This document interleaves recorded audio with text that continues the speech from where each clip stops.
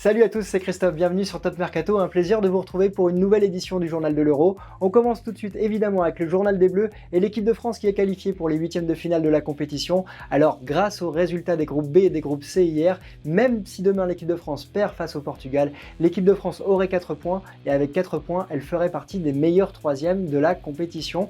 Alors évidemment, on va souhaiter plutôt une victoire de l'équipe de France face au Portugal et avec une victoire, l'équipe de France pourrait rencontrer soit la Suisse, soit l'Ukraine. Alors évidemment, il y a d'autres scénarios possibles en fonction de la place de l'équipe de France, première, deuxième ou troisième, on en parlera dans les prochaines éditions.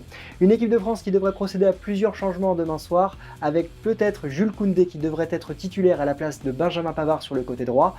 On pourrait revoir également le retour de Lucas Hernandez à la place de Lucas Digne sur le côté gauche. On devrait enfin voir la titularisation de Corentin Tolisso à la place d'un Adrien Rabiot qui avait été étincelant face à l'Allemagne mais décevant face à la Hongrie. Enfin, pour la confiance de son attaque, Didier Deschamps devrait reconduire Antoine Griezmann, Karim Benzema et Kylian Mbappé. Évidemment, ça ferait du bien à l'équipe de France et à cette attaque de marquer des buts en vue des huitièmes de finale. Une attaque qui sera privée d'Ousmane Dembélé qui a vécu 536 jours d'indisponibilité depuis 2017.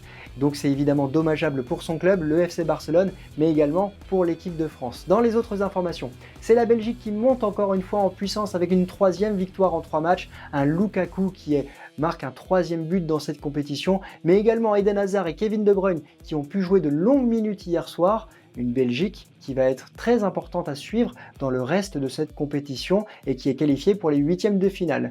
L'autre équipe qualifiée dans ce groupe, c'est le Danemark, une magnifique équipe de Danemark qui l'a emporté hier soir 4 buts à 1 et qui s'est qualifiée après avoir perdu ses 2 premiers matchs. Une équipe du Danemark qui affrontera le Pays de Galles samedi pour le premier des huitièmes de finale. Dans l'autre groupe, c'est l'Autriche qui s'est qualifiée après une victoire 1 but à 0 face à l'Ukraine. Une Autriche qui affrontera l'Italie samedi soir à 21h. Alors une Autriche qui sera importante à suivre parce qu'on a vu cette équipe italienne également qui est en pleine confiance, donc ça sera un match très intéressant. Dans l'autre match, c'est les Pays-Bas qui l'ont emporté 3 buts à 0 avec notamment un doublé de Wijnaldum, le nouveau joueur du Paris Saint-Germain qui a été étincelant dans ce match. De l'autre côté, c'est Goran Pandev, le joueur de la Macédoine du Nord, qui a tiré sa révérence et qui met un terme à sa carrière. Dans les matchs du jour aujourd'hui, on va avoir un République tchèque face à l'Angleterre. Alors les deux équipes sont d'ores et déjà qualifiées pour les huitièmes de finale, mais le vainqueur de ce match se terminerait premier du groupe. Enfin, l'autre match, c'est comme un 16e de finale, c'est la Croatie qui affronte l'Écosse. Le vainqueur de ce match sera qualifié pour les huitièmes de finale. En revanche, s'il y a match nul, les deux équipes termineraient avec 2 points et seraient d'ores et déjà éliminées de la compétition. Ce serait une surprise du côté de la Croatie qui, on le rappelle, était finaliste de la dernière Coupe du Monde.